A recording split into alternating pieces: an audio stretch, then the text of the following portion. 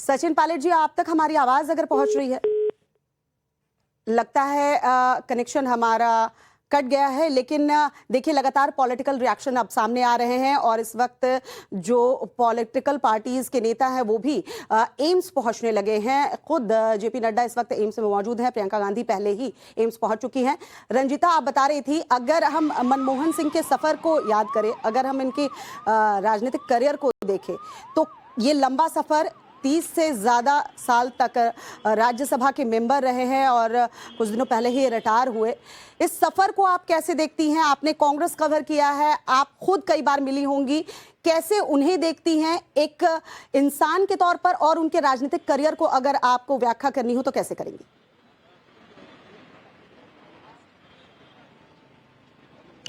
बिल्कुल श्वेता, देखिए 10 साल के प्रधानमंत्री के कार्यकाल को लेकर कई बार उनकी तारीफ और कई बार उनकी आलोचना मीडिया में हमेशा हमने देखी है, लेकिन अगर उनके पूरे राजनीतिक करियर की बात की जाए या उससे पहले किस तरह से वो प्रधानमंत्री की कुर्सी तक पहुंचे, वो एक तरह से पूरी तरह से जो उनकी कहानी है वो दिलचस्प रही है। एक प्रोफेसर से एक राजनीतिक सफर और प्रधानमंत्री के पद तक पहुंचने तक का जो उनका सिलसिला था वो इसलिए ज्यादा अहम रहा क्योंकि कभी भी वो राजनीतिक तौर पर इस तरह के नेता उभर कर नहीं आए, क्योंकि जिस समय उनको प्रधानमंत्री बनाया गया उस समय कई ऐसे कांग्रेस के दिग्गज नेता थे जिनके प्रधानमंत्री बनने की रेस में सबसे आगे माने जाते थे, जिसमें प्रणब मुखर्जी है। सोनिया गांधी को उस समय कहा गया था कि वो प्रधानमंत्री की कुर्सी पर रहे, लेकिन एक ऐसे नेता का चुनाव यूपीए चेयरपर्सन सोनिया गांधी को करना था जिन पर न सिर्फ गांधी परिवार को भरोसा हो बल्कि वो देश को भी किस दिशा में लेकर जाए, ये एक बड़ी चुनौती थी न सिर्फ कांग्रेस पार्टी के सामने बल्कि यूपीए जो उनके साथ जो अलायंस पार्टी थी उनके सामने भी। और उस समय मनमोहन सिंह जिस तरह से एक अगर उनके व्यक्तित्व की बात की जाए तो बहुत जल्दबाजी में वो अपनी बात नहीं रखते थे, ना ही एक कड़क मिजाज के वो थे।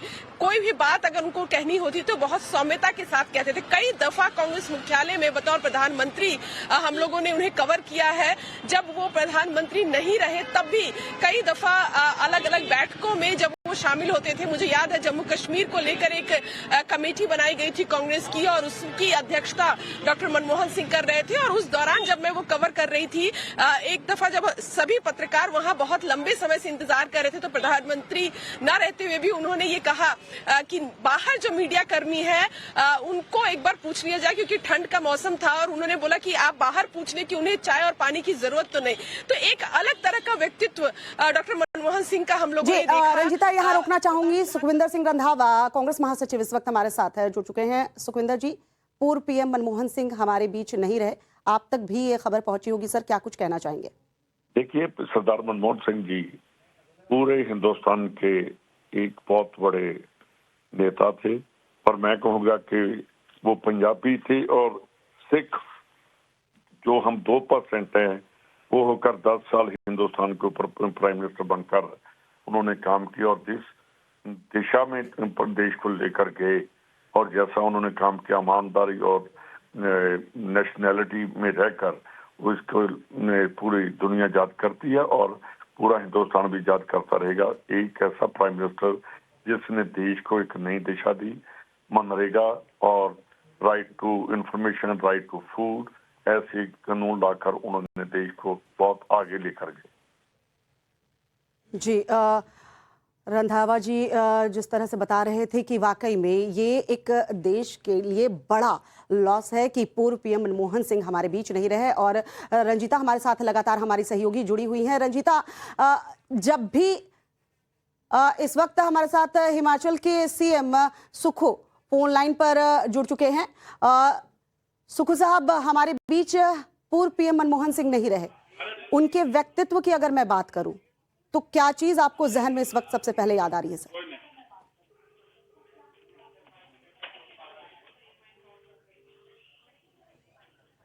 सुखो जी, आप तक आवाज पहुंच रही है हमारी?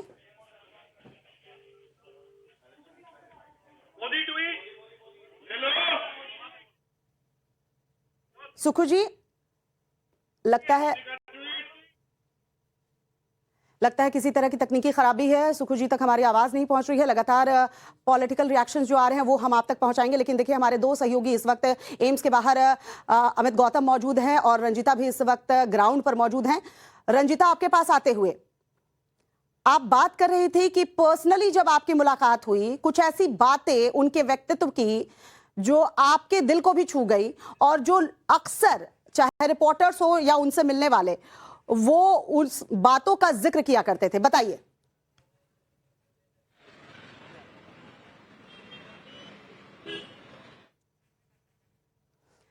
और बड़ी खबर आ रही है, प्रधानमंत्री नरेंद्र मोदी ने ट्वीट कर कर दुख जताया है।